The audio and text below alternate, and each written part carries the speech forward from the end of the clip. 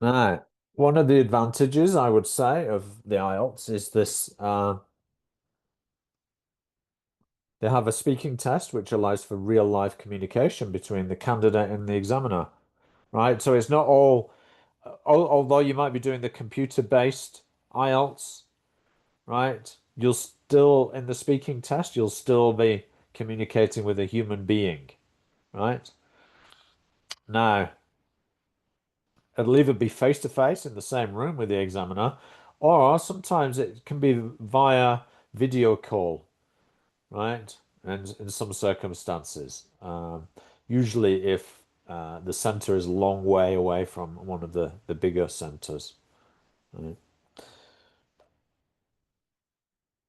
So examiners are listening for different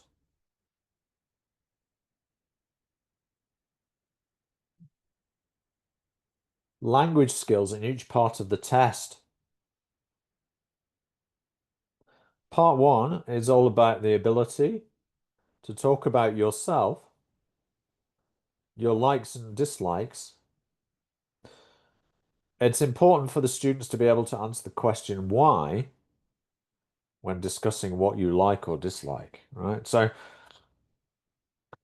they need practice in sustaining the conversation a little bit on familiar topics for part one. That's the easiest part of the test, right?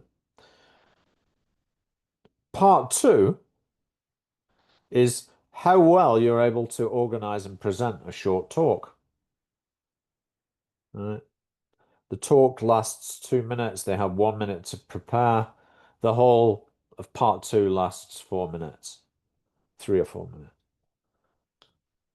And part three is their ability to participate in a two-way discussion. It's related to the topic of part two, um, but it becomes more and more abstract. Yeah, as the examiner judges that the candidate is more has a higher level of language proficiency, they can step up the the questions to make them more abstract, and this stretches them linguistically. Examiners have to keep to the set timings for each part because it's a standardized test, so they may have to stop or interrupt candidates if time runs out in any part of the speaking test. This is normal, so if they are interrupted by the examiner, they shouldn't worry, right?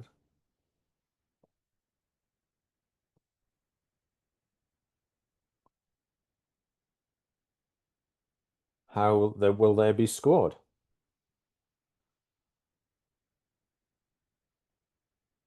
Okay, this is where it's useful to have a look at those band descriptors. The first one is, can you remember? You can write the answer in the chat or you can shout out. Welcome, Lena. Welcome, Patricia. Good afternoon, Andrew.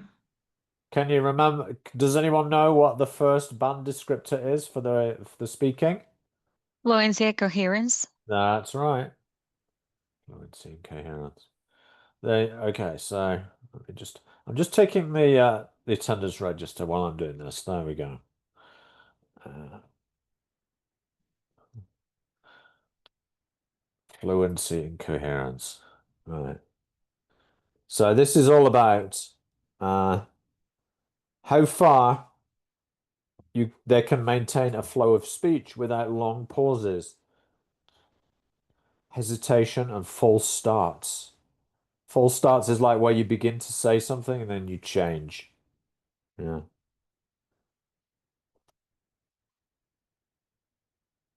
It's the way also you use connecting words and signaling words to make the relationship between your ideas clear.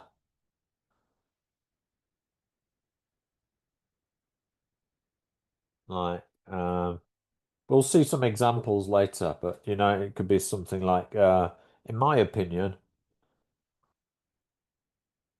what we call discourse markers. Yeah.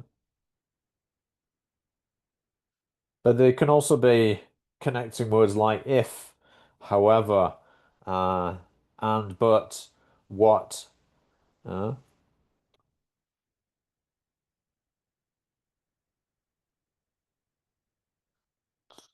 Lexical resource.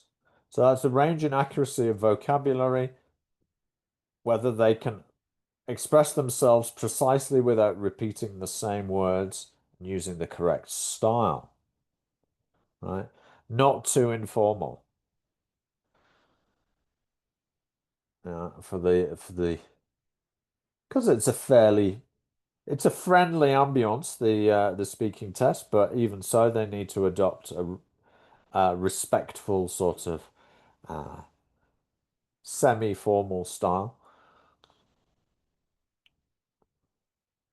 So grammatical range and accuracy, the range and complexity of their grammar and how accurate they can use it. And then finally, pronunciation. Do they use pronunciation to convey and enhance meaning? To what extent might an accent cause strain for the listener? Now, examiners are trained to have an international ear and that all forms of standard English are acceptable in the IELTS speaking test. To achieve a high mark, they have to show that they can use a wide range of pronunciation features, such as rhythm, stress, and intonation, and talk at an appropriate speed with good control of individual sounds.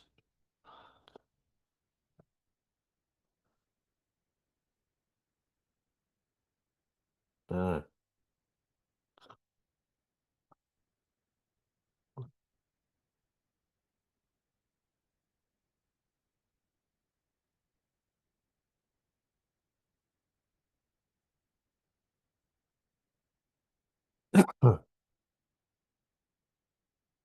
Now, using English for everyday things like hobbies, food, the weather, is essential practice for parts 1 and 2 of the test, right? So encourage your students to make small talk, right?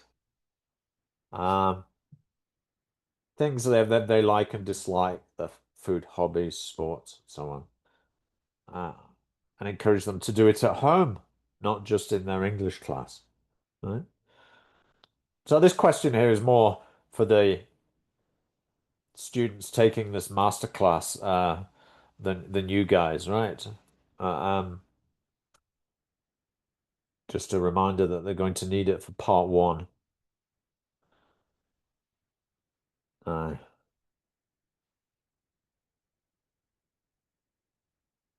Few things to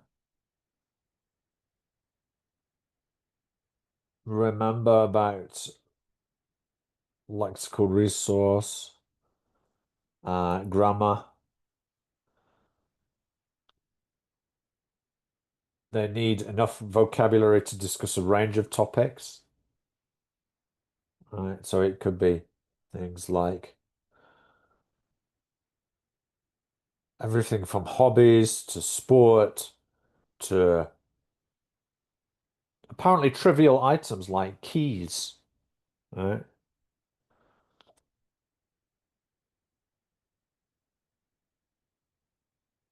Another one might be semi-academic topics like history or space and the stars, right? So it's really important to have a range of vocabulary. Yeah. And then academic range and accuracy. two key points: avoid grammar mistakes, especially with tenses, and they'll need to use a range of grammar structures, not use simple tenses all the sentences all the time. That's particularly important if they want to get, above a 6, right? Because the examiner's looking for more complex sentence structures and accuracy if they want to get a 7 or above, right? Now, fluency and coherence.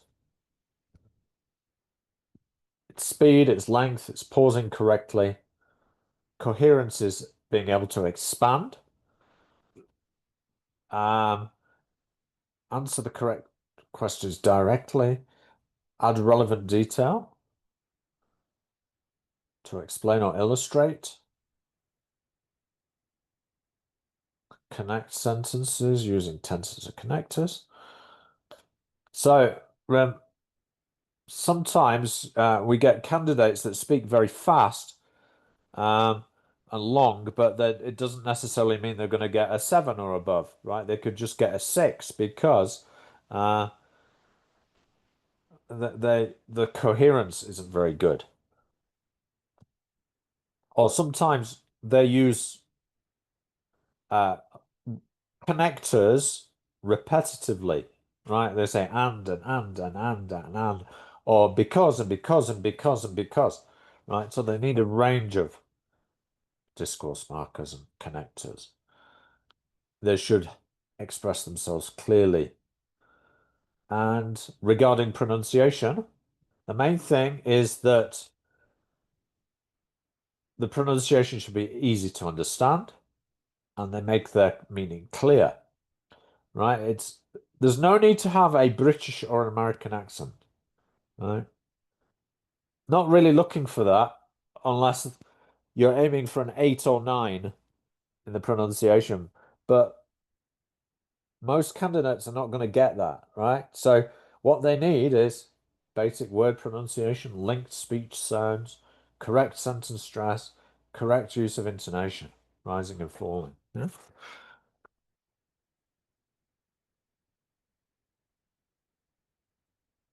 Now, it might be, it might be possible for a lot of students to move from a 7 to an 8 in pronunciation just by kind of reducing the effect of their first language on the second language, which is English, right? So that they don't sound very accented. That can make a difference. Now,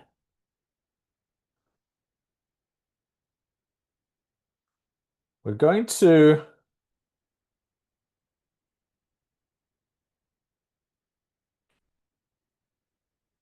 watch a candidate from Nepal, right? And you'll notice that this guy has actually got quite a strong accent, but I think you'll also be surprised just how high a grade he actually gets, right? Despite having an accent, right? Now, as you watch him, take into account these 4 criteria for the speaking: the fluency and coherence, the lexical resource, and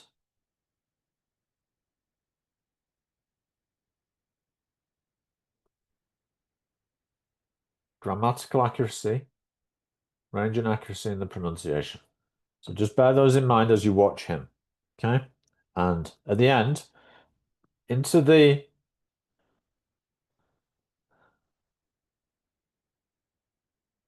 chat,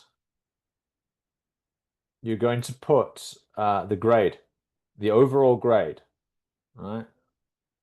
Taken together. I mean, if you wish, you could give them a separate grade for each.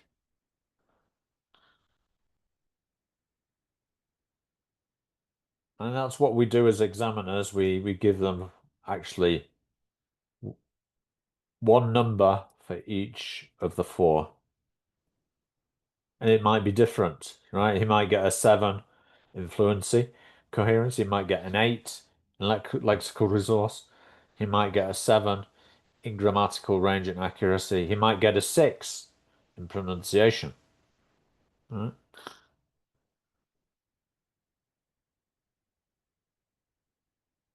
But those four are averaged out, and you get a 1 grade for the exam for the speaking.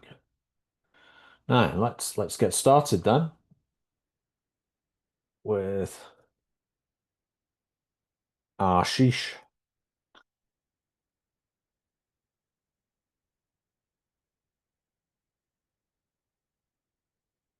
There we go. To check the sound is okay. Let's talk about what you do. Do you work or are you? Oops. Just making it full screen. There we go. Let's talk about what you do. Do you work or are you a student? Yes, I am both actually. I work part-time as well as a student. What job do you do? I'm an payroll controller. I control the payroll in a property management company. Do you meet interesting people in your job? Not many, but yes, sometimes I have to visit the banks and the sites, so yes, I do. How long have you been doing this sort of work? For a year and a half now. Let's go on to talk about friends now.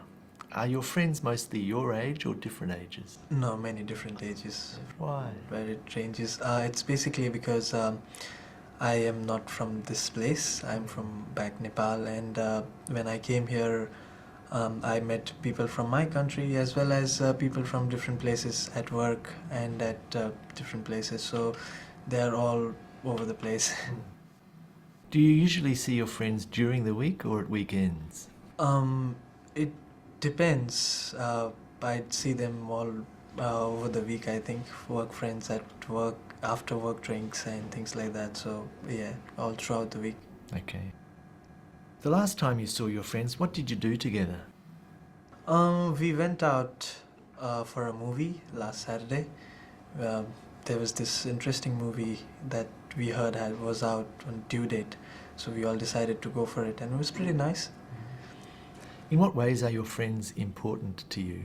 Oh, they are very important to me because I hate to be lonely. I need to talk to someone every now and then because I can't just sit, not to say do nothing, but I need someone to confront and talk to, so I give them a great importance in my life.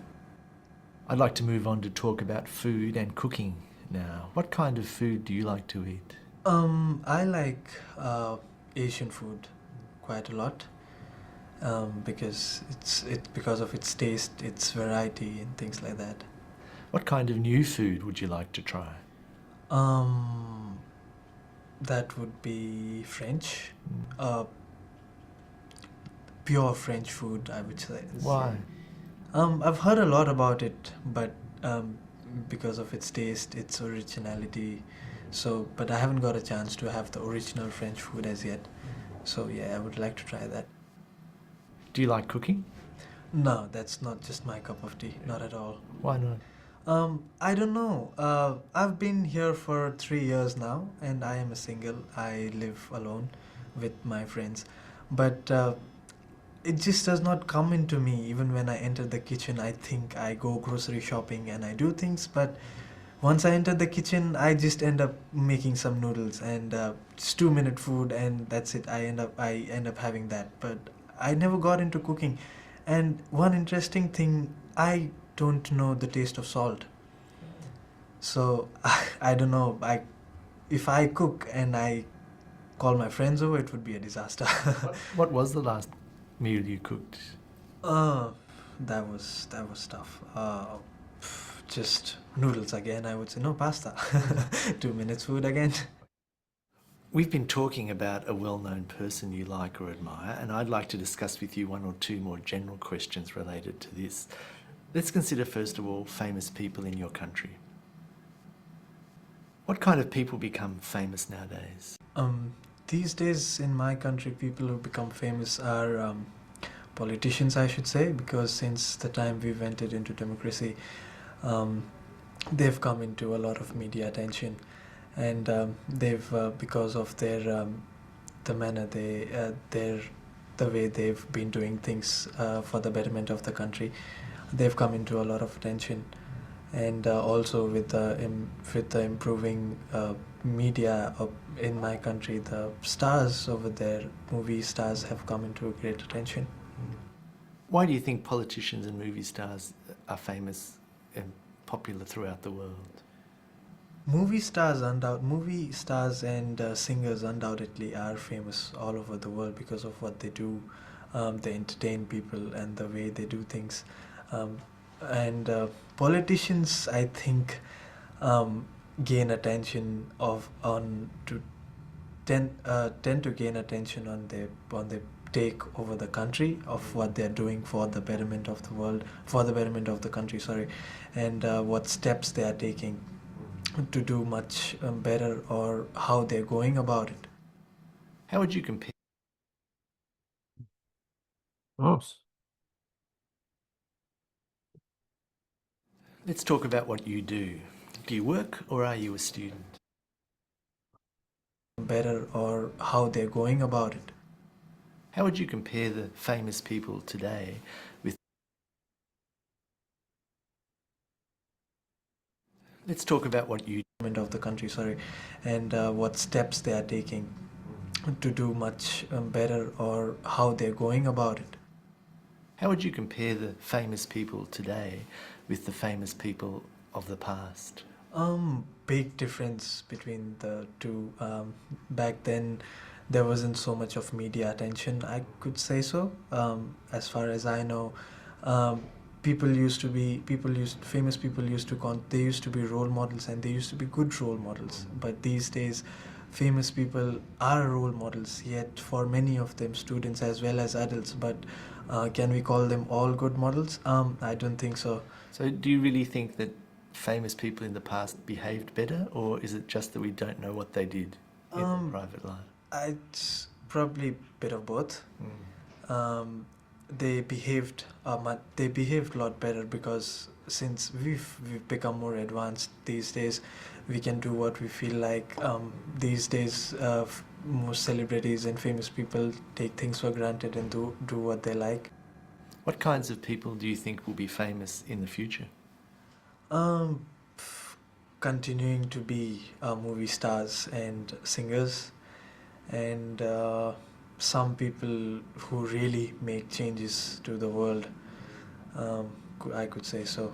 Other than that, Do you imagine that in the future maybe people who are more worthy of fame will become famous, like scientists and writers? up till some extent, yes, because if they are really covered, I mean they really put themselves out to the world, then yes, they could get famous. But I would still say not as much as celebrities. Okay, let's go on and talk about celebrity culture. For example, how are famous people used in advertising? Famous people are used in advertising these days for a lot. We can see football stars, almost all the sports stars are into advertising, including the movie stars and singers as well. The way they put themselves, because they are famous people, the marketing people think that they are going to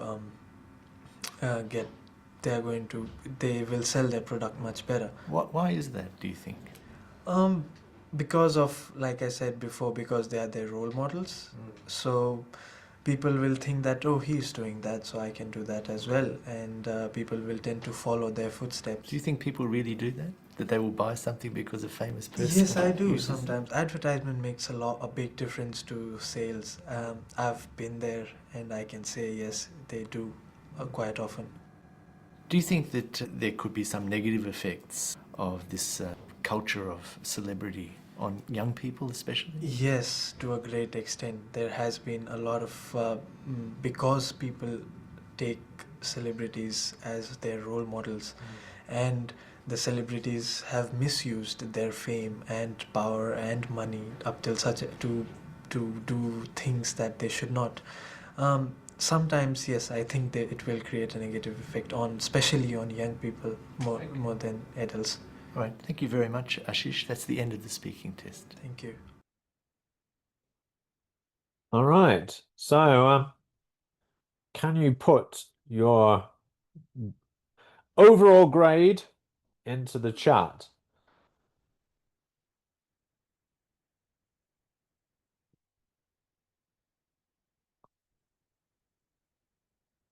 Okay, I've got one from Grace and Cesar. Jose says 30. Are you thinking there of is it TOEFL? We add all four. Oh, you added all four, but divide them by 4 to get an average grade.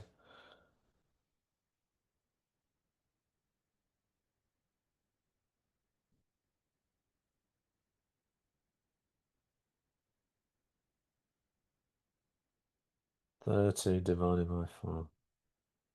That would be 7.5. 7.5 is the right answer. Well done. Let's talk about what you do.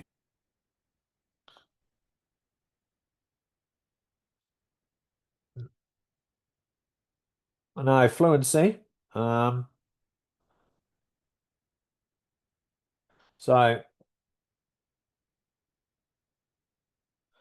he speaks fluently and answers the questions easily, though there is some hesitation, repetition, and self-correction. This is mostly related to content, and only rarely to search for language. That's the difference between 7 and an 8, really. He uses markers flexibly. I am both, basically, as well as every now and then. That would be French. Yeah. Now, in terms of lexical resource, he's able to talk about a variety of topics and shows an ability to use idioms and collocations. But he does make a number of inappropriate vocabulary choices, like all over the place. That's not just my cup of tea. I think the correct version is that's not really my cup of tea, right? Also, these with idioms, sometimes people overuse certain idioms, like it's raining cats and dogs, right? So to get an 8, you need to be a bit more skillful with your use of idioms. Right, not just throwing them in to show off that you know an idiom. Another one was someone I confront and talk to. Someone to confront and talk to. I haven't got a chance. All of which means he couldn't have got a better score for lexical resource. So he got a 7 for that lexical resource, right? Fluency 8. Also, grammatical range and accuracy was good. That was 8. Most sentences are error-free.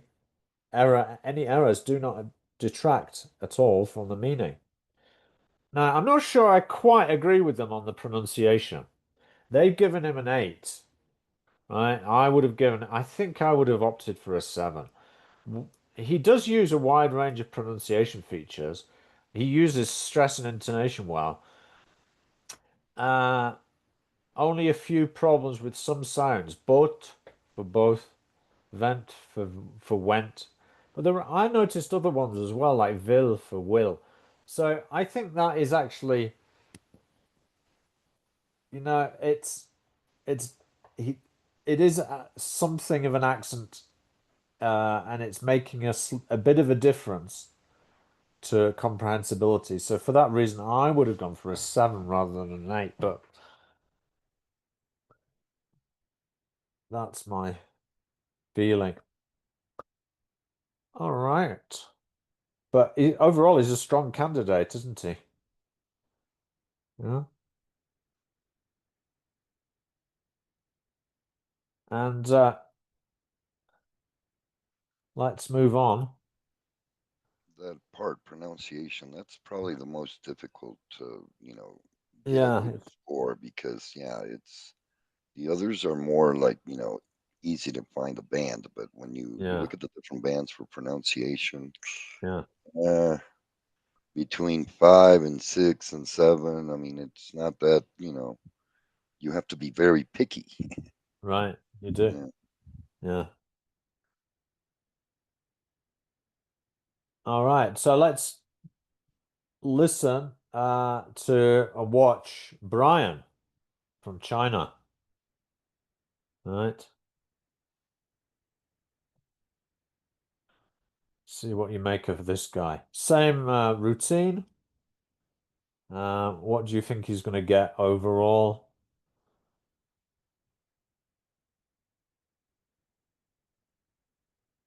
Now, we've been talking about a well-known person you Yep. like or admire, and I'd like to discuss with you one or two more general questions related to this. Let's consider, first of all, famous people in your country. Yep. So, in China, what kind of people become famous? Politicians, the pop stars, and sports stars. It's similar with the other countries, I think. Is one of those groups more popular than others? It depends, because for like politicians, you have to know them because they appear all the time on televisions or newspapers. But for some pop stars, because it's especially famous for the young people, because the young people like to follow the stars and the new trends. But for sports stars, they mainly become famous during some Olympic games or some competitions. So it really depends. Yeah. What about in the past? Were those same people famous in the past? Politicians, sports stars, and pop stars? I think so, because even I have talked with my parents at their age, and when they was young, they also follow some pop stars and the sports stars, and for the politicians, they change quite often. So yeah, they're also famous. Yeah. And how about the future? Where do you think it's going to go? I think I mean, this kind of people will remain famous in the future. This type of people, because we still have lots of new pop stars, sports stars, and some new politicians. But I think some other people will join them as well. For example, notice some like entrepreneurs. For example, the founder of the Facebook, he's famous for everyone. Even some not weird but strange people like the founder of the WikiLeaks. He's also popular because the things has done. So I think this kind of new raising group people will join the famous people in the future. And do you think technology is going to be the place where many of our famous people come from in the future? Definitely, because I think notice most of people use the Facebook, the Twitters, so definitely this kind of website or the new technology will help to make people famous. And I think many people are working on it because there are special companies to make these people famous through the internet, the advertisement or the promotion. Yeah. Now let's talk about celebrity culture. Often famous people are used in advertising. Yep. Can you give me some examples of that? Well, it's quite often, we can see lots of famous people on the television. For example, like one typical example is the Michael Jordan, because he is actually, when the first time the Nike become very famous, it's because Michael Jordan, because he is the first, he's the first NBA stars, to sign a company to have the, serious commercials for specific companies. And I think that's a typical example, how the famous people to help the company successful, and also the company use his money to make the stars become more famous. So I think it's, yeah. And that example you're talking about with Michael Jordan, he's a basketball player who is promoting a product that he was personally involved in producing. What about celebrities who endorse products for which they have no personal connection? Yeah, it's quite often because people are profit oriented. Because we can see lots.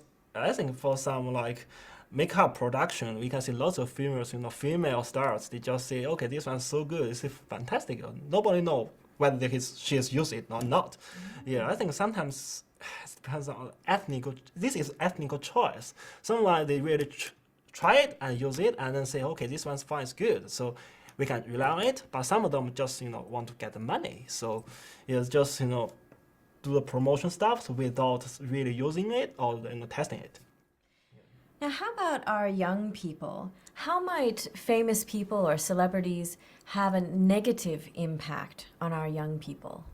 Well, as we know, some famous people is not that good. I have to say, I cannot say they're immoral, but the actions they have done is really bad. The example for the young kids or the young generation, because some of them once they become the famous, they just try to drugs, have stay in the clubs, all day, not all day, but all the night, and yeah, definitely. Young people sometimes cannot distinguish good things or the bad things. Sometimes they just follow the star's actions. So it makes, some of them just, okay, say, it's pretty cool thing, to try some drug because that star is trying it, or many stars are trying it. Or it's pretty cool, to stay with girls all the time, different girls all the time. Some might, idol he's doing the same thing. So I think it's pretty bad negative effects on the young people. Well, thank you very much. Thank you. That's the end of the speaking test. Thanks.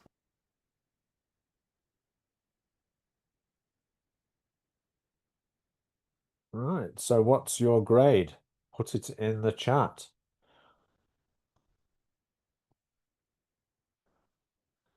6.5 says Arnold. 5.5 says Lena. Okay, so most of us look like we're going for a 6. The higher end is 6.5, lower end is 5.5. That's pretty good, actually. Now, we've been So, fluency and coherence.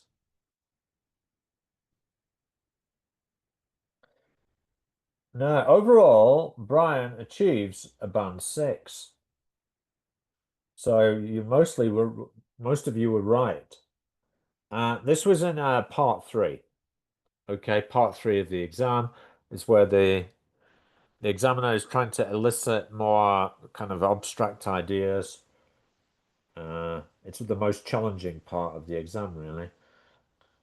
And we can see that Brian is willing to give extended answers, but there's a lack of coherence as a result of hesitation and repetition. He overuses certain fillers, like well, like, cause, yeah. He does, however, use a reasonable range of linking words. For example, actually, as a result. Yeah, so that's taking him into the band 6 category. Huh? He also uses grammatical constructions well to introduce his ideas by having a hobby, by doing sports. Now, the range of vocabulary is enough to be able to discuss topics at length, and he shows some ability to use less common expressions and collocation, such as get on very well with each other, increase money for the charity, good for the community, developed country, psychologically and physically. Sometimes he makes the wrong word choices, but his meaning is clear. So that's kind of band 6. Okay, because it means he can sustain a conversation, keep topic, keep talking about familiar and unfamiliar topics. It's just his choice of vocabulary is sometimes inappropriate, or quite often inappropriate. But he conveys his ideas and opinions quite effectively. Fast speed work, relieve themselves after work, release their body pressures. Sounds a bit strange, doesn't it? But, it doesn't sound quite right. But he's always aware of register, or he isn't always aware of register or style. He uses the rather too informal gone and wanna, right? Try to encourage your students to use going to or want to instead of gonna, wanna. It sounds a bit like cartoon speech, doesn't it? Yeah, like something from a Marvel movie.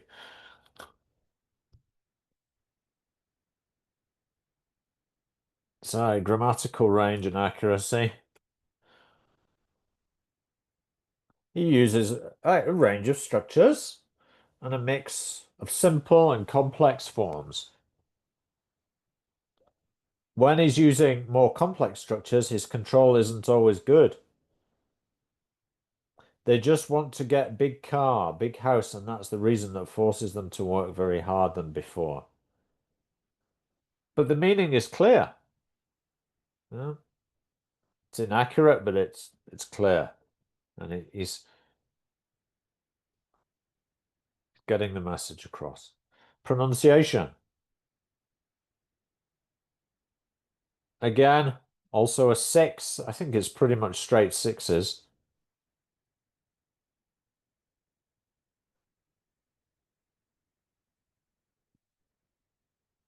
Generally clear, there's some use of stress and intonation to convey meaning, but intonation's a bit flat on the level instead of going up and down. Generally, the rhythm is also a little mechanical, a bit rat-a-tat-tat. Some words are mispronounced, which sometimes leads to a loss of clarity.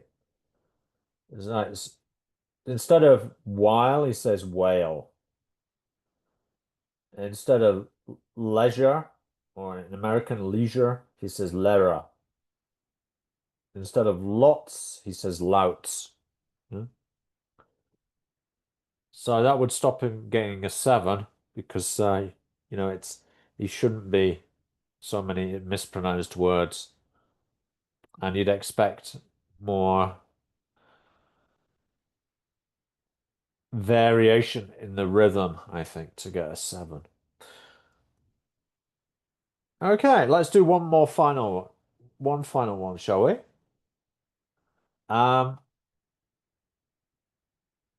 This is the two-way discussion again. It's a Spanish speaker, Alejandra from Colombia.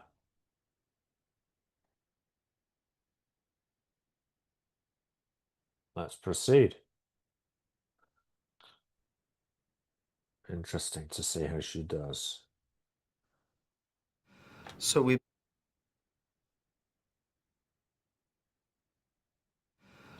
been talking. Oh, what's happening here? Behaving strangely. So we've been talking about a well-known person that you like or admire, and I'd like to discuss with you one or two more general questions related to this. Let's consider,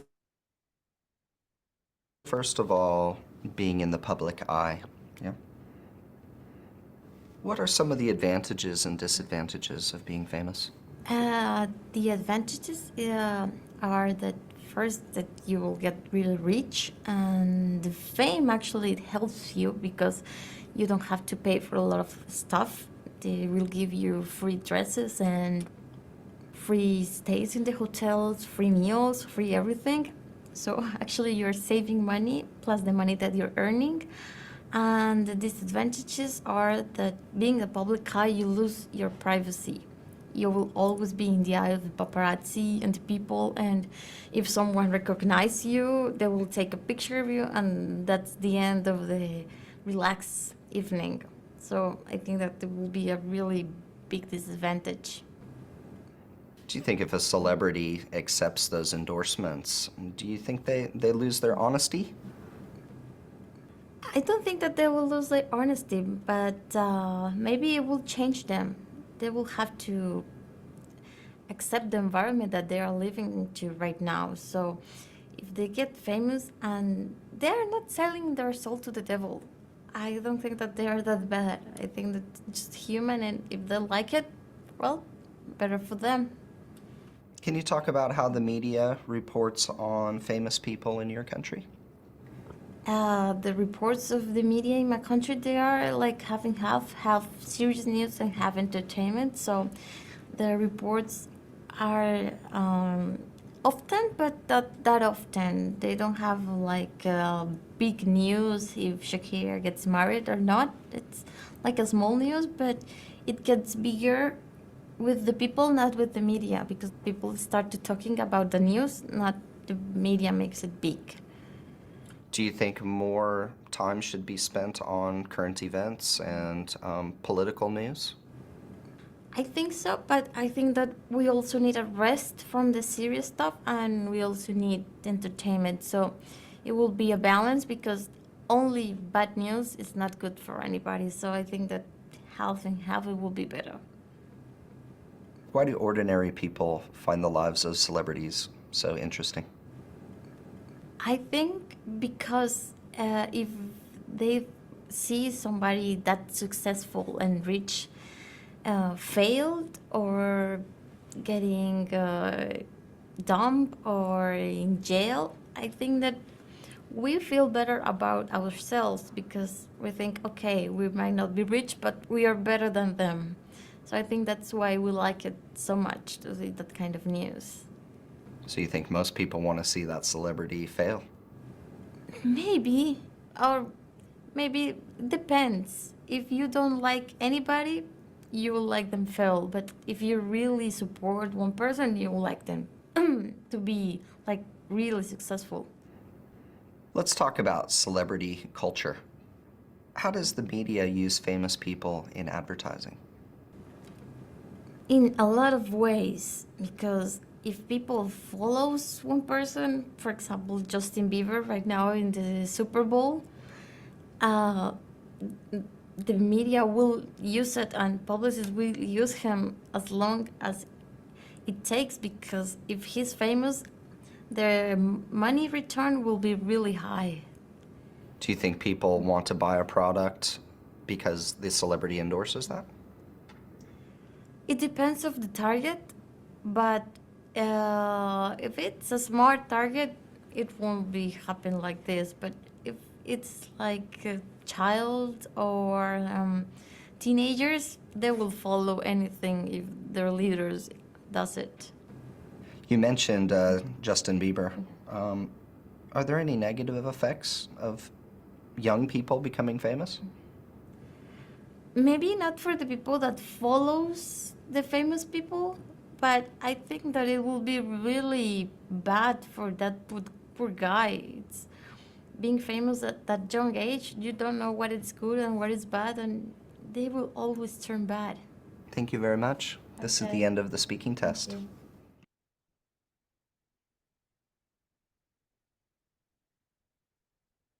So, what do you think Alejandra's grade would be?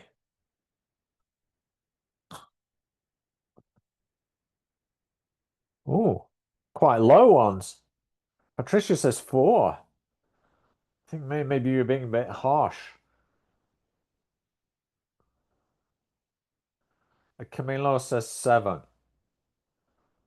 Yeah, I think 5 is a bit too low, yeah. You may be surprised.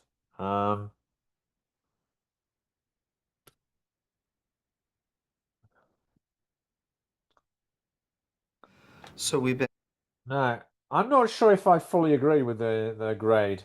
I might have gone a bit lower, maybe 6.5 for this one. But let's look at the comments anyway. But they say she's 7. In terms of fluency and coherence, Alejandra speaks quite fluently and gives extended and appropriate answers. She uses a good range of markers and linking words, such as first, actually, I think so, for example, in a lot of ways. Her hesitations are not due to searching for the language to express her ideas. Instead, she pauses and hesitates when trying to make her ideas clearer. I agree with that, those comments, yeah. Lexical right resource. This is her main strength, they say.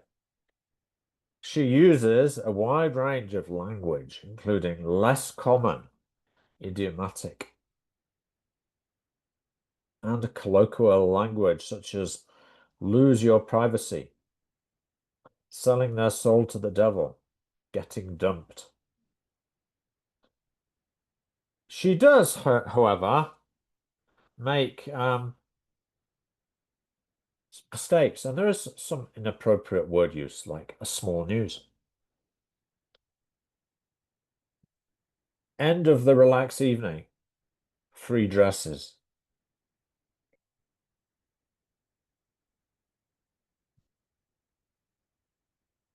Okay, I would give them the benefit of the doubt there. Yes, with lexical resource. So, okay, I would go with 7 for that. Grammatical range and accuracy. Good in both simple and complex structures, and she uses them flexibly. Although some of her sentences are error-free. Now, to get a 7, they need to be showing a good range of structures, simple and complex, and more accurate, quite accurate, right? This is where I kind of, I think that maybe she might have been a 6, but they say she's a 7. Few errors with articles, prepositions, subject, verb agreement, and verb tenses. Yeah. For me, that doesn't convince me. I think that's more like a 6, but so if someone recognize you, if people follows, right? So if people, it should be if people follow, you will like them fail. It won't be happen like this. Okay, so those sorts of errors make me think she's more like an upper intermediate with a grammar, but like a C1 in everything else.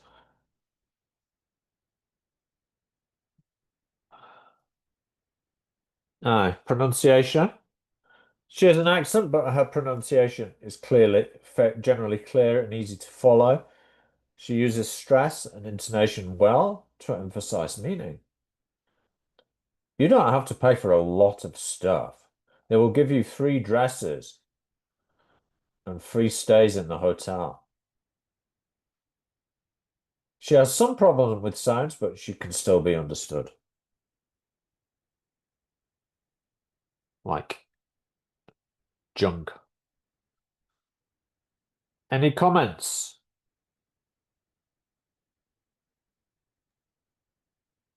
Perhaps I consider myself when you're talking about those well, when you're assessing people and with this type of rubrics, you may have also some subjectivity, right? That's right, Because yeah. look what you're saying. You're just saying, and I my band, well, I just score her 5.5. And then I say, yes, of course. So she needed to have more in the band. Why? Right. Because of the range of vocabulary, and I Yeah. didn't take into account many of the strength that I heard, but the few errors, because the errors were kind of, I think they were, you could notice them easier than the others because of Right. your accent or Yeah. pronunciation. Yeah. Yeah, I mean, it does. I think you're completely right. It's both the speaking and the writing test are use these band descriptors, and obviously the subjectivity comes into it. There's no way you can avoid it. However, the way IELTS sort of gets round this is that there's double marking. So, for example, when we do interviews, we record the interviews, and sometimes what happens is that if a candidate is very strong in some areas, like for example listening and listening and reading and writing, but then is suddenly quite low on speaking, that might indicate there was a mistake, for example, made by the examiner. right? So then they get it, they remark. So they listen to the audio again and I sometimes change the grade, you know? Doesn't happen all the time, but that's the kind of the fail-safe mechanism, you know? And the examiners are supposed to, well, have this table in front of them when they're marking, you know? Certainly there is some subjectivity comes into it. Okay, so I mean that's interesting enough, but it's not everything, is it, for the if you're teaching it? So you need to think about what are the teaching strategies that we can use. Well, let's have a look at part 1 first, and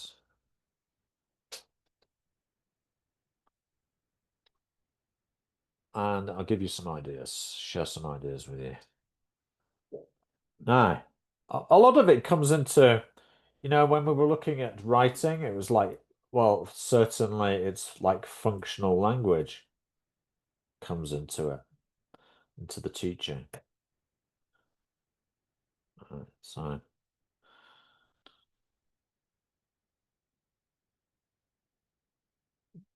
looking at part 1.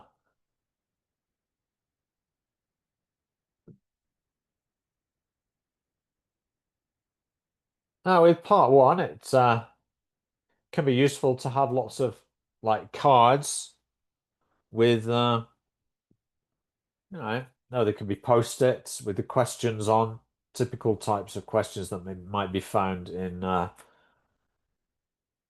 part 1.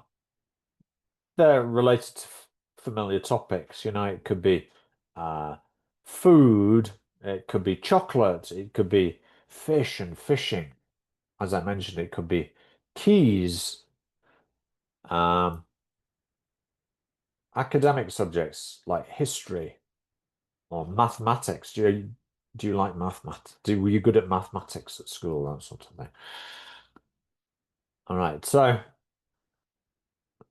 you could have these, you could I think you might find this in Quizlet, this activity.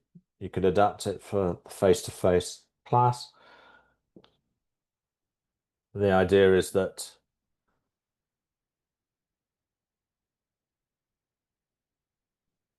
you give the cards to the students, maybe they take them at random, they work in groups, pick up the cards, speak to 30 or 40 seconds using complete answers, and you could give them a little bank of words and phrases, right? So they're going to need explanations and reasons. This is because, the reason for this is, I think or believe this is because, I say this because.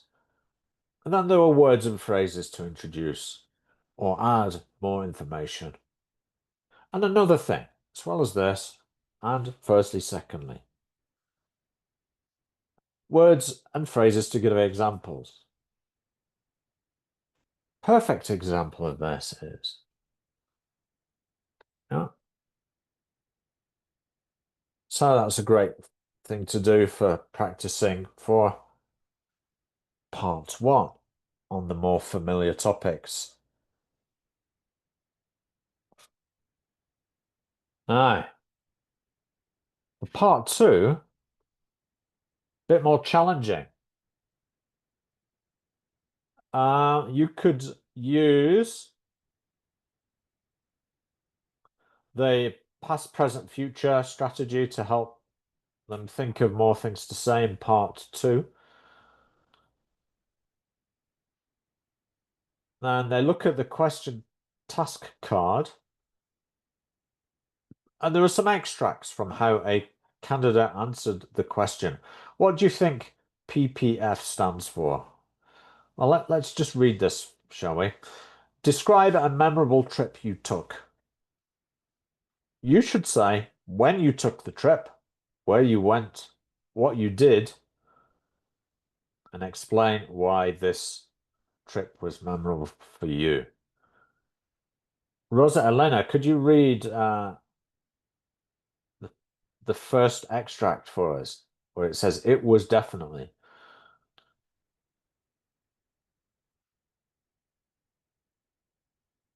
Rosa Elena, are you there? Yes, I was here because I got lost. I'm sorry. That's okay. Could you Well, read where it says it was definitely? Could you start reading from there, please? okay. It was definitely far more exciting than any holiday. It been on before. I think I read. Okay. I'm going to read it again. It was definitely far more exciting than any holiday been on before. I'd only been to Europe, so Asia was a completely different experience for me. I've got some photos from the trip on my computer.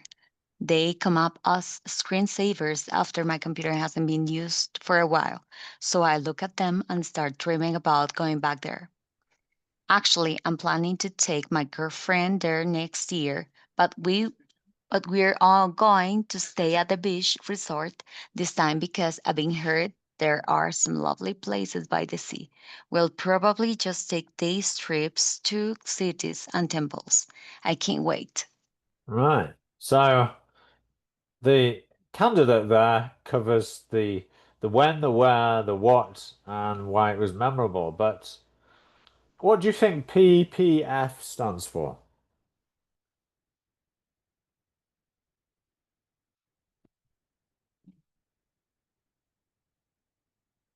Let's see, you've got a response there. Past, present, and future. Quite right, John. Yes.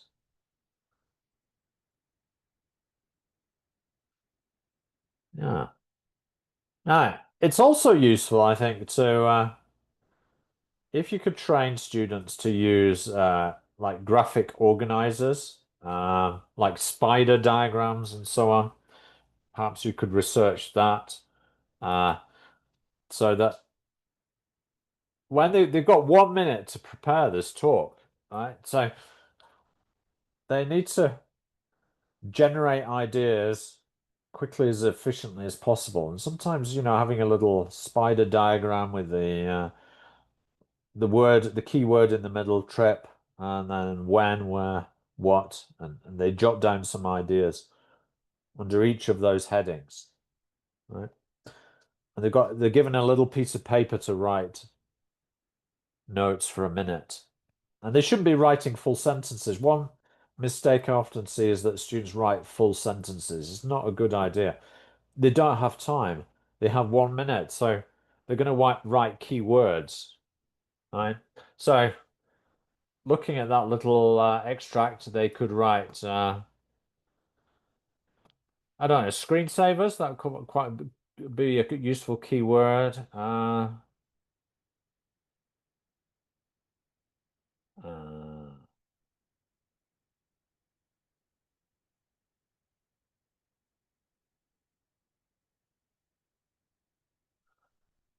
Or maybe they could write maybe 1 or 2 tenses wouldn't help, like I'd been on before, hasn't been used. Might jog their memories.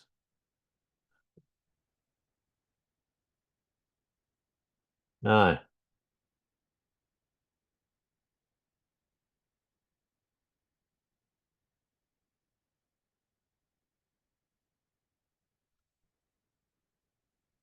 Also is going to be important in part 2 is some of these kind of semi-fixed expressions.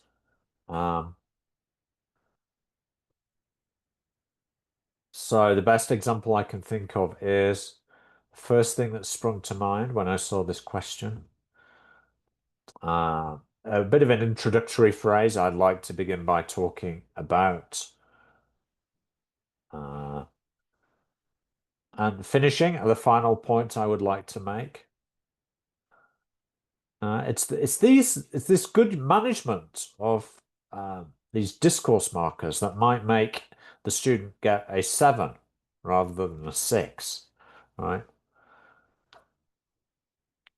So I don't know, but they could be like fillers because there are some times you have the question from the examiner, you don't know what to answer immediately. But if you look at the what's it called? the band descriptors and you look at fluency and coherence, one of the things it says for 7 for fluency and coherence is flexible use of discourse markers and connectors. So if the examiner hears that they can use in part 2 that they can use a good range of these discourse markers, like basically I feel that what I'm trying to say is I'd like to talk about that sort of range can make the difference between a 6 and a 7.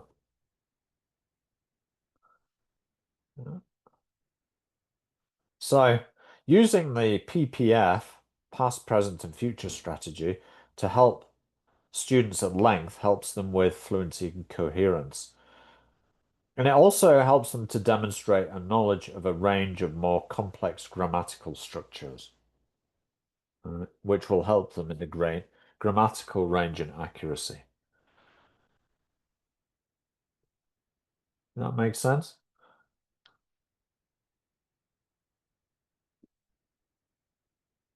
Now, you can also give practice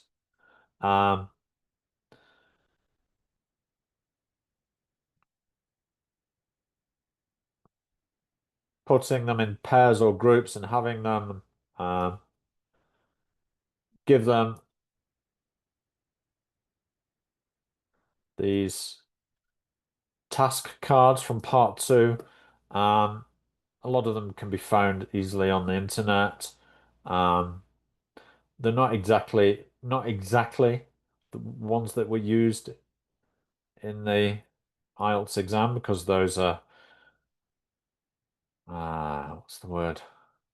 Kept under lock and key. They're kept confidential.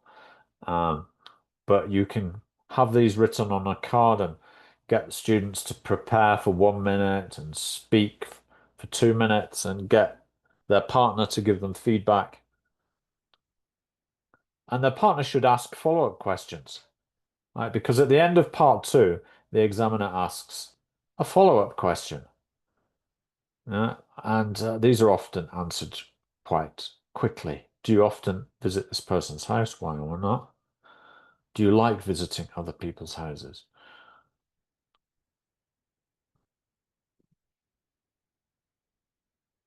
Right. So,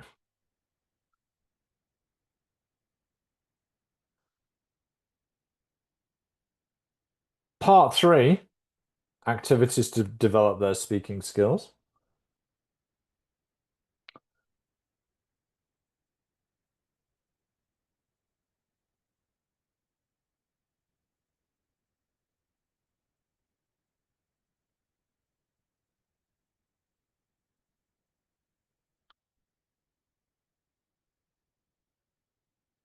Maybe we could do this in a breakout room.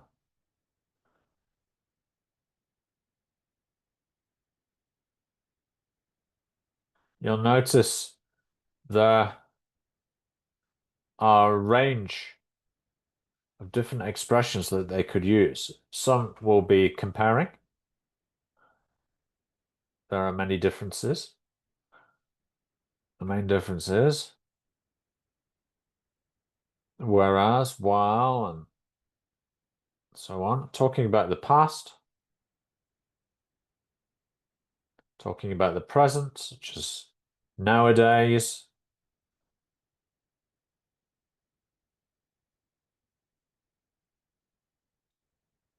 Currently or presently, not actually. Speculating. Think in the future. There you need will or won't, will definitely, will probably. Doubt that, might or might not, may or may not. And then conditionals, right? Like maybe the second conditional, if, present, or will, may, or might, plus the infinitive. Giving reasons. Agreeing, because you'll also need to explain to the students that they might need to agree or disagree with what the examiner says. and also they need to express their own opinions. Right? Okay. How about I put you into groups of 3, and one of you can be student A, and one of you can be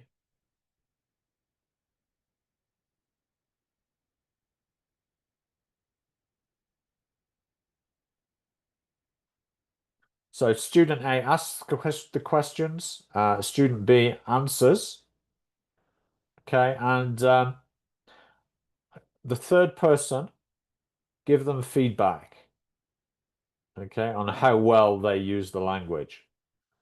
All right, so I'll put you into the following groups.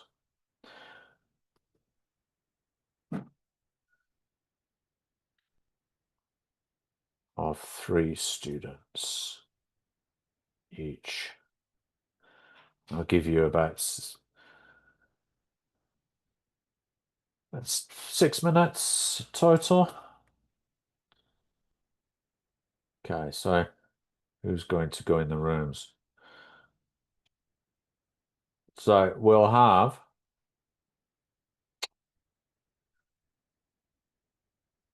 Bernardo with John, Rosa, and Wen.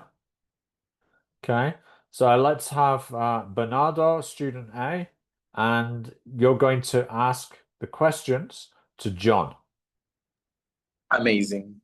Yeah. And Rosa, Elena, and Wen, you can give them feedback, please. Okay, in room 2, in room 2, Isabel is student A. Ask the questions to Maria Antonia. Patricia and Malu, please give them feedback. Room 3 is Abigail and Camilo. Oh, we've just lost a student. So I'm going to move Malu, if that's okay, to room 3. And Malu, you can give feedback to Abigail and Camilo. Abigail, you ask the questions to Camilo.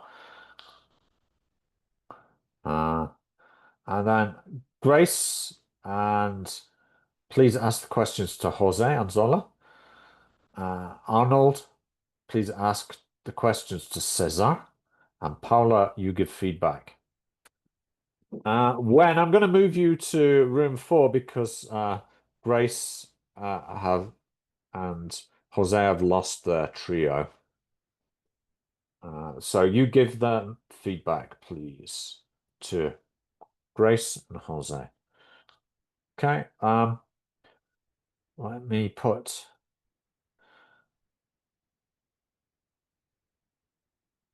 the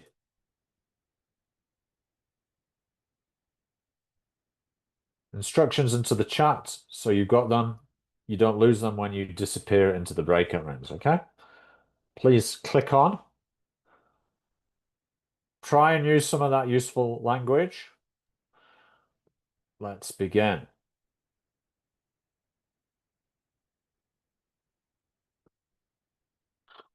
Please go to the breakout rooms.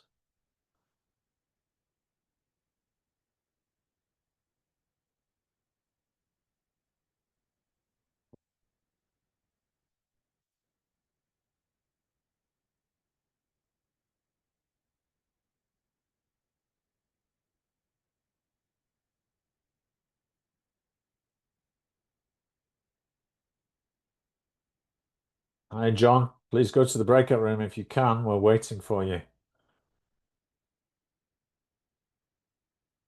Porfa. Thank you. Please, please, please. You're needed in room 1.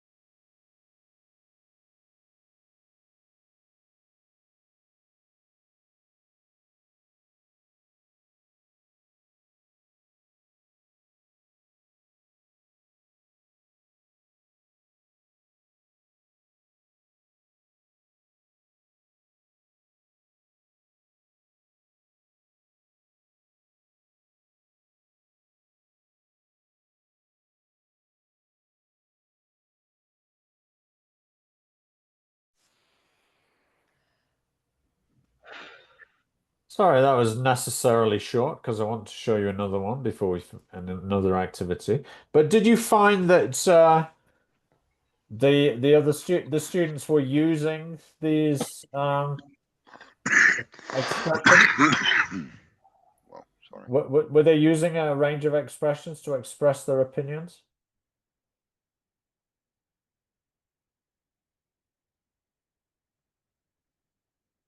You should find that when you make them aware of these expressions, they then sort of automatically sort of shift into the right sort of into the right gear, as it were. Yeah.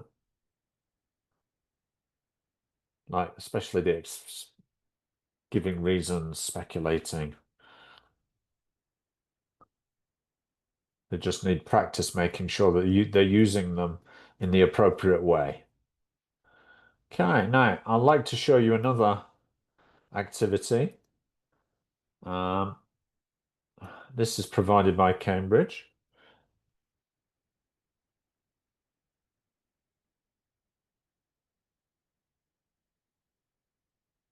And here's the activity so that you can practice it, try it out with your own students. And this is for speaking part 2.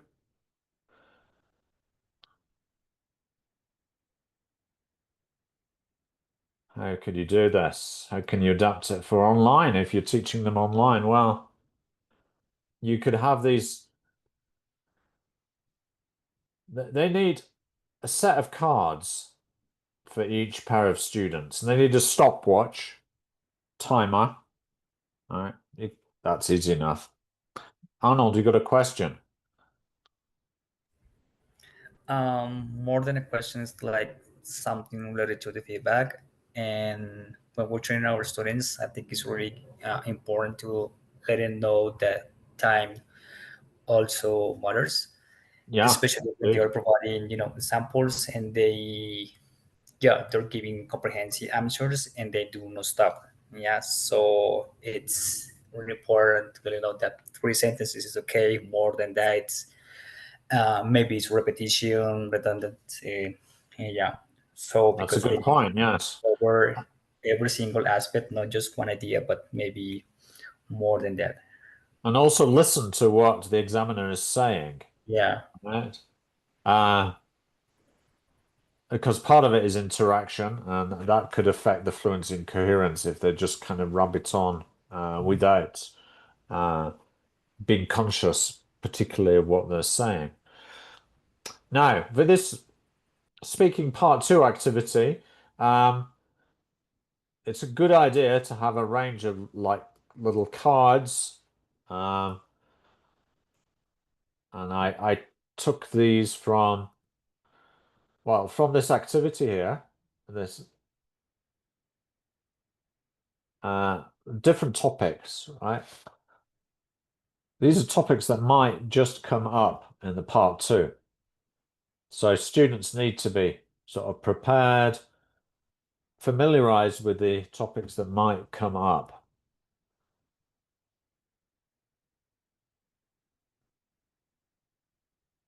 So let me just share this with you.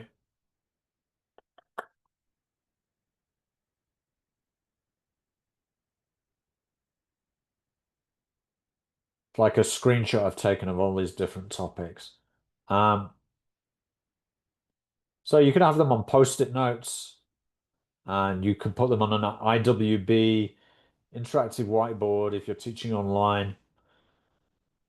So first is to tell the students how to play the game.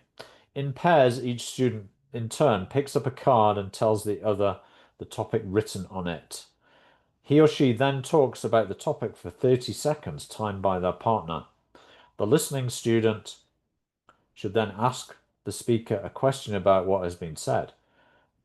Both partners have a turn. Explain that in the speaking test, candidates have 1 minute to think about an answer and make any notes they want. Time students 1 minute to do this now using the same topic card. Redivide the class into new pairs. Each student repeats the same topic card, but this time they have to speak for a minute, timed by their new partner. The partner should then ask the speaker a question about what has been said when the time is up. So, have a brief class discussion after the first task has been done. How was the performance different between the first 30-second and the second 60-second time you spoke about the topic? Which was more difficult?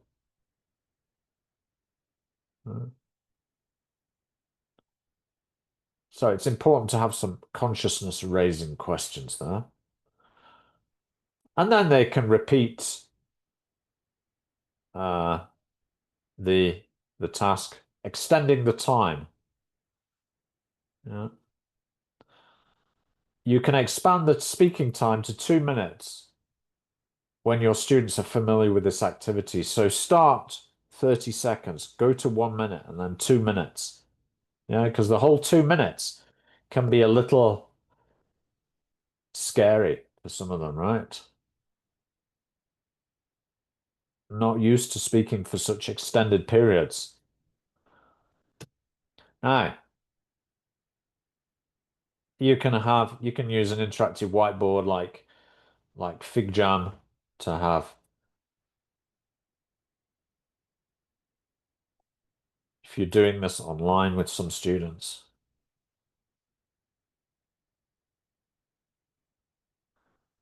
And you can get them to, all right. So it could be Anselmo and Beatrice, you're working together on this slide, section 1.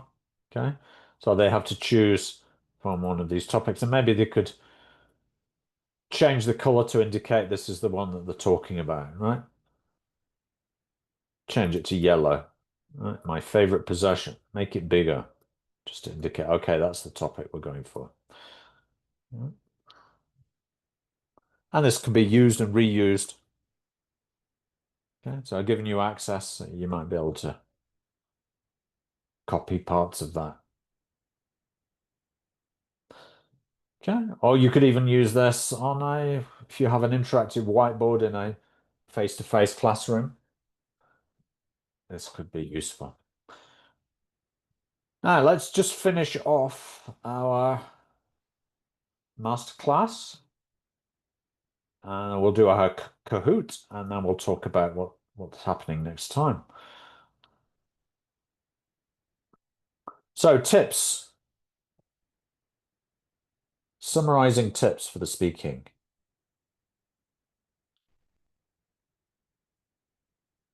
It's important to remind your students the different ways they can prepare immediately before the speaking test by exposure to the English language in the media. For example, it's good to have practiced what you can say about where you live and what you do. But it's important that they avoid memorizing answers, right? As some candidates in, I don't want to name names of countries, but in certain countries in the East of Asia, they tend to memorize answers, right? But actually, they don't get credit for that. They won't sound natural, and they won't get marks for language which has obviously been memorized. Speed of delivery is important. Common mistake is to speak too quickly in the test, perhaps because of being nervous. In part 2, they should write down key words that they can use for each of the points on the task card they are given. They should use the 4 points to structure their 4-minute talk and use the key vocabulary in their notes to develop each point. The 4th point is always asks them to explain something. This is often explain or evaluate something. This is often the one that gives them the most to talk about. They should use natural fillers like, no, let me think, to avoid pauses. They should avoid phrases such as, how do you say? Como se dice? Yeah, because that sounds like they're not fluent. Sounds like they're hesitating.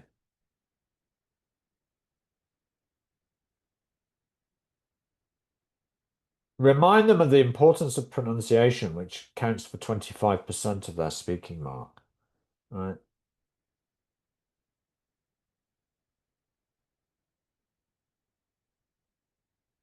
Don't worry about grammar mistakes. So think about Alexandra, how she kept going. She didn't allow a few mistakes to stop her. However, if they realize they've made a mistake and can correct themselves, this also works in their favor.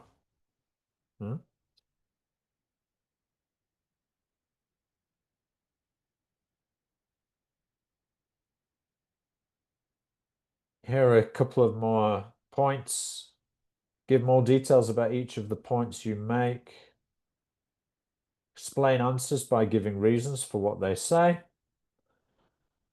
Part 3 is weigh up both sides of a question and give examples to support them. It's often like, think about the positives and negatives, right, of the use of social media, for example. Rehearse work or study and where you live questions. So, what's your job? What are you studying? What do you like about the place that you're working or studying in? What could be improved? But they need to sound natural and not memorized.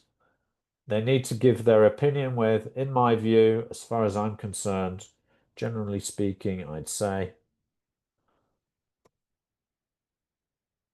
Practice typical IELTS topics: education, health, fitness, travel, transport, leisure, communication.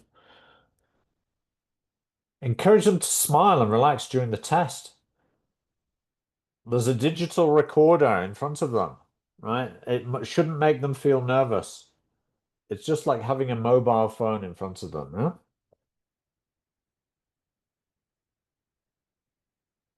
Okay. Any questions before we move on to our Kahoot? Yes, I do. Go ahead. You were mentioning at the beginning of the session that it was not convenient for candidates to talk a lot and be interrupted by this seminar. So why or what do you suggest for training the students so they What talk directly to I them? recommend is that they listen to the examiner and they maintain eye contact. Because sometimes they just start sometimes the candidates kind of rattle on, like because they're being told to keep talking, right? So as not to sound disfluent. But it's also important to recognize that it's an interaction, right? So yeah, Okay, gotcha. extend the answers appropriately, right? That's pretty important. Okay. Cheers. Any other doubts? Well, kind of doubt is not, but what is the most common mistake you have faced in those interviews? Or when you're scoring students speaking? Most common. I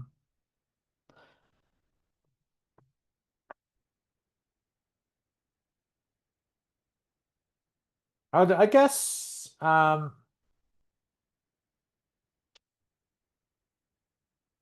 giving short answers, very short answers in part 1, and using the same sort of discourse markers time after time, like because, right? That's automatically gonna knock them down in terms of fluency and cohesion. not making the most of the time in the 1 minute preparation time, right, to get their ideas together. Sometimes they just like look at the task card and start talking immediately. And I say to them, I might say to them, "Are you sure you want to begin?" Right? So plan a little bit in part 2. Yeah. And in part 3, I would say try to not talk personally in part 3, because it's not about personal topics, it's more abstract topics. Yeah. So they need to use more abstract language. That makes sense? Arnold. Yeah, Andrew. Now that I remember, there was this guy who was laughing during the talk.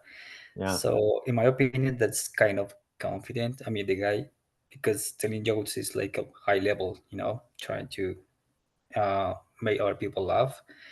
But could it be considered, I mean, disrespectful or something? No, I mean I've laughed. We've laughed together with candidates. I think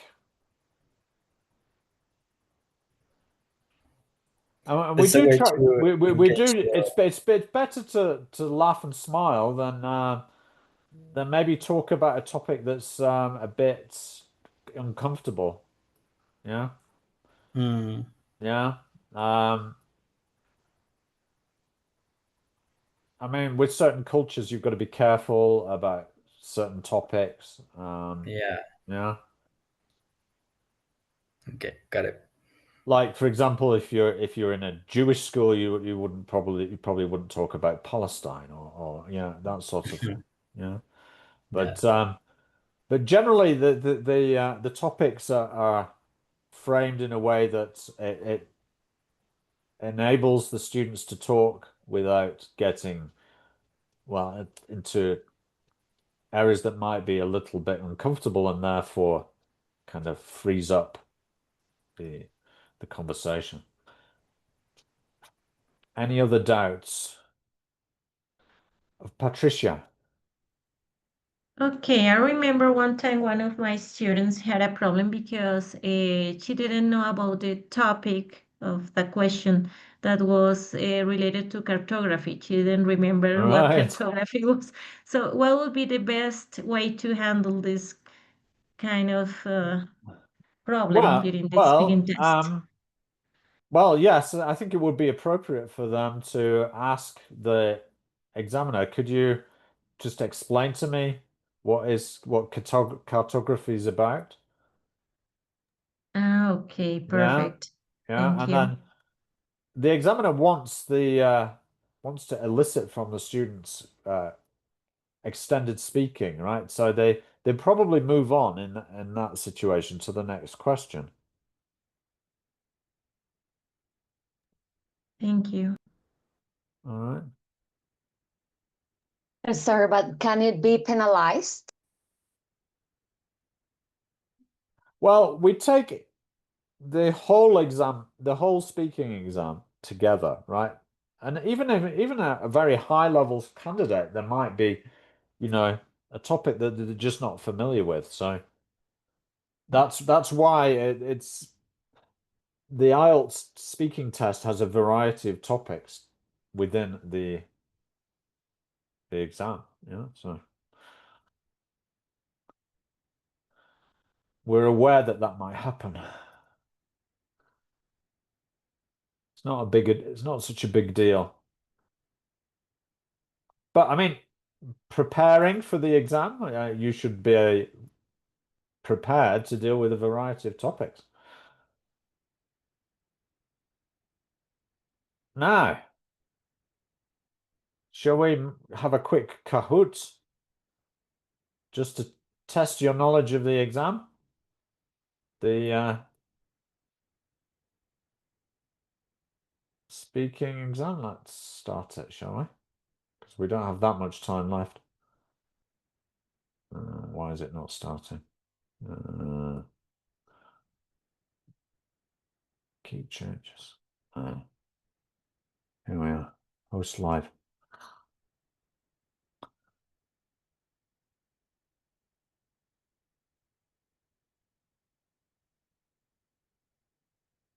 All right. It's a quickie.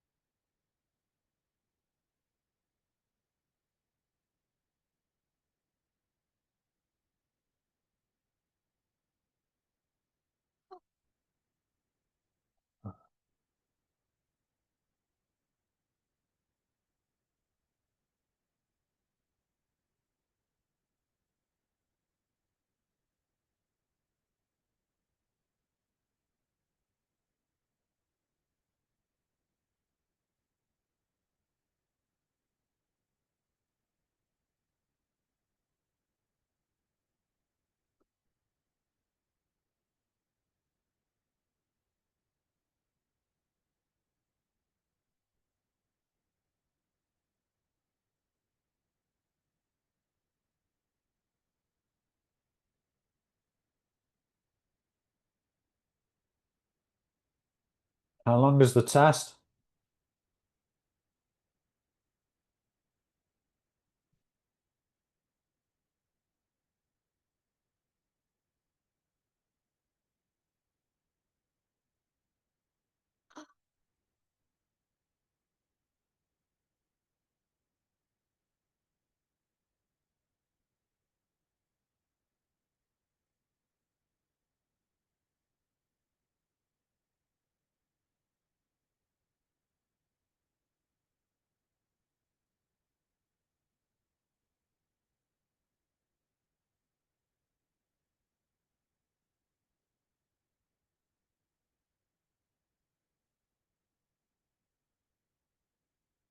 Yeah, so it's 11 to 14 minutes.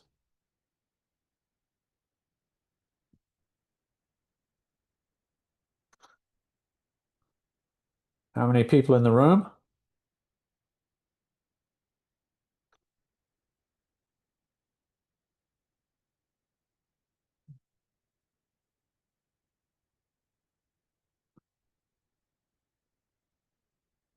Yeah, that's correct. Unlike the Cambridge.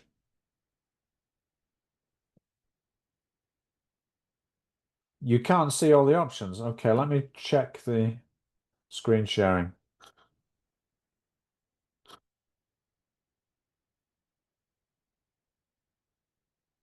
Andrew, maybe we need to clarify that we should maybe scan the QR code and then you just play it from your phone.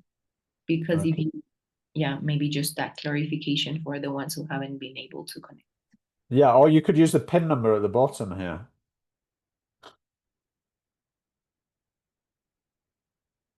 That's the pin.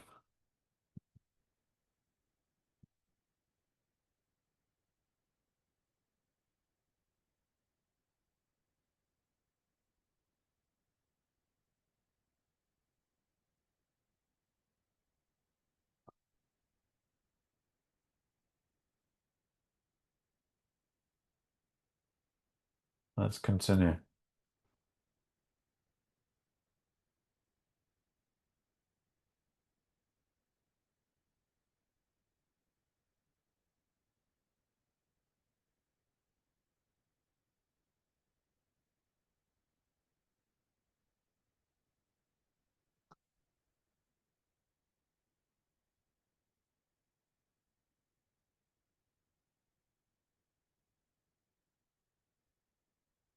How many parts are in the speaking test? 3. Correct.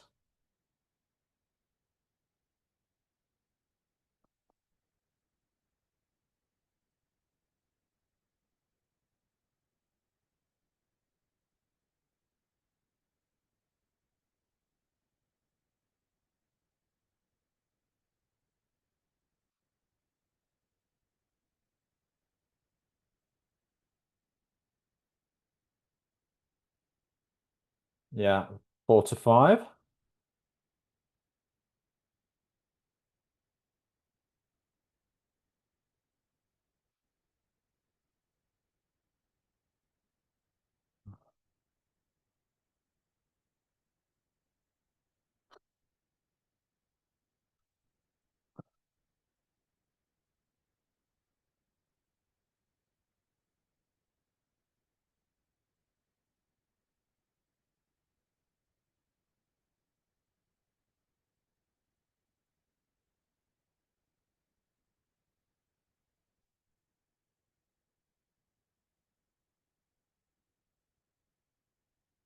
Yeah, it's always a good idea.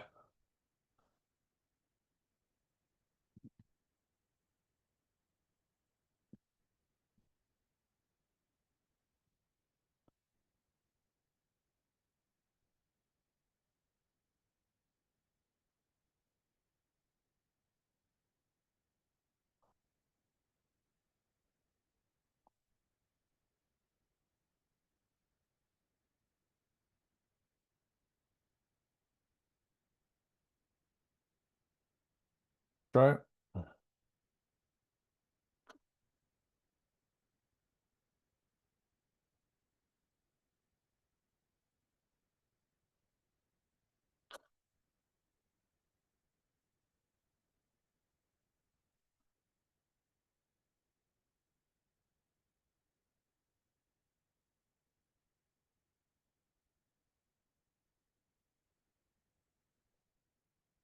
Politics, yes.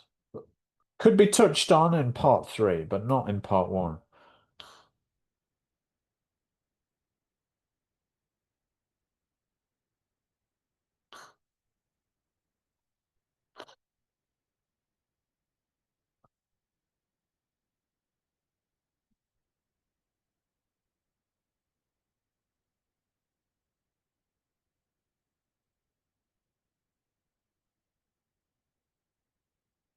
Yeah, it's 2 whole minutes.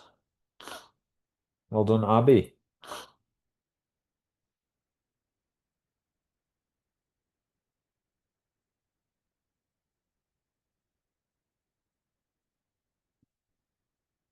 Wow, that was so fast. Good job. Quick draw McGraw.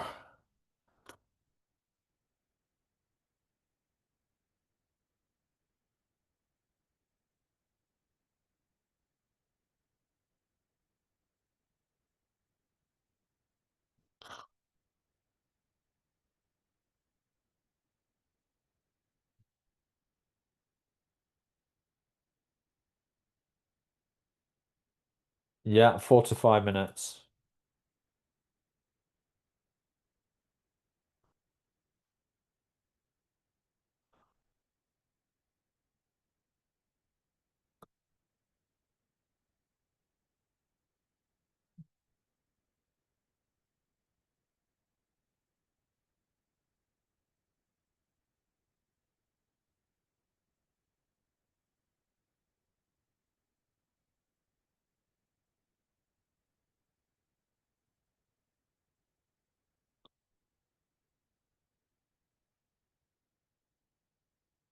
Yeah, more abstract.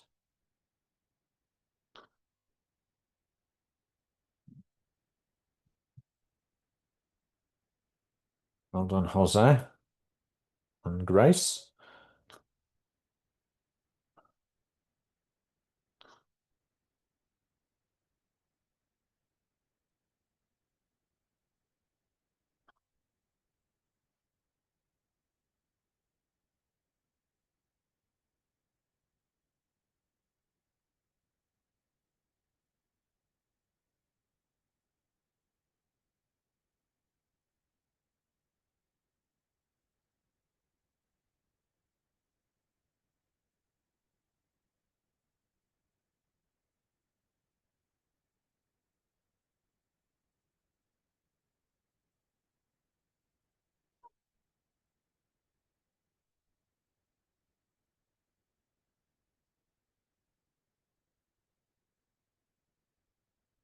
True, yeah.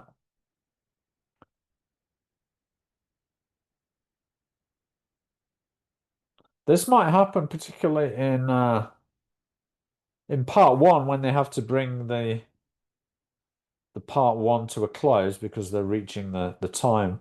Or it could happen in part 3, where when they have to ask additional questions to the ones that they sort of have a bank of questions, the examiners, but they might ask additional ones. They're supposed to ask more unscripted questions to make But it sound. mid-sentence? Yeah, sometimes, yeah. Okay. Yeah, especially if the candidate's going off topic.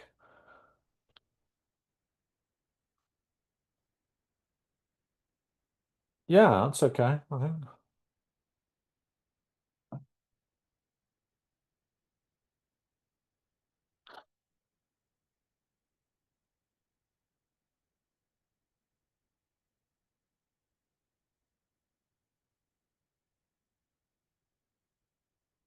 Good idea to bring in up-to-date slang.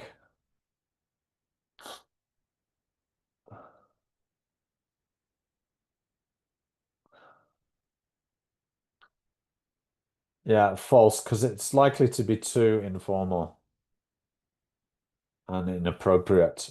So that would come into lexical resource. They might get penalized.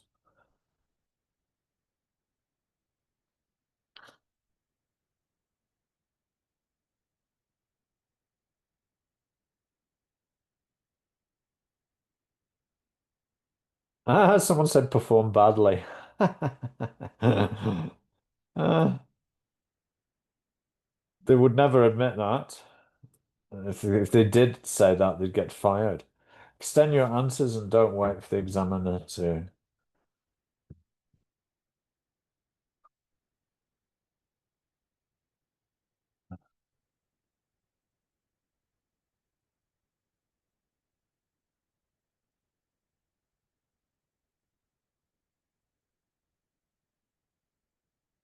Prompt, yes.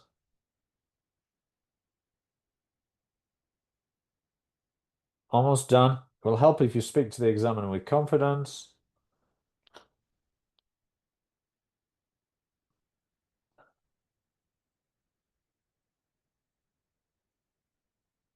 Yeah, true. Good job.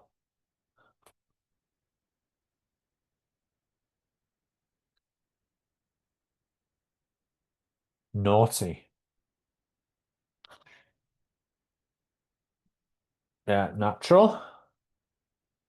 And not memorize stuff. No harm in taking a brief pause to think about what to say.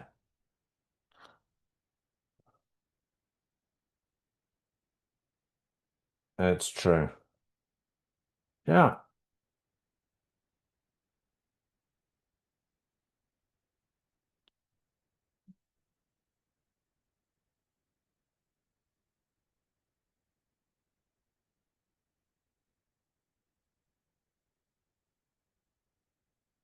Well done, Abby. Grace and Antonia. Rose and Cesar.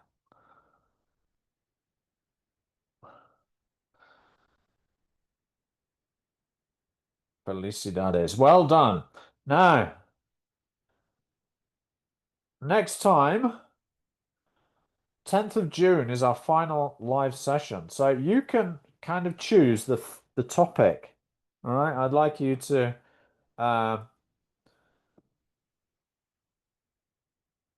which papers of the exam would you like to review in the final session? You can decide. Please enter your responses and please continue to work on your tasks in the NEO because we're drawing to the end.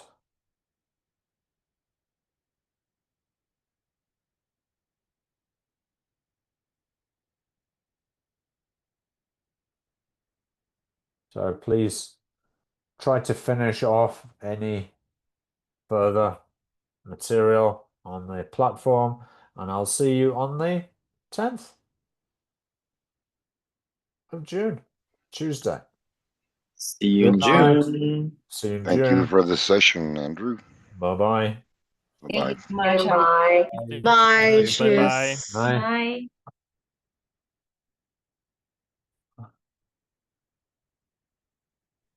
Thank you. Bye bye. Thank you. Bye. Bye.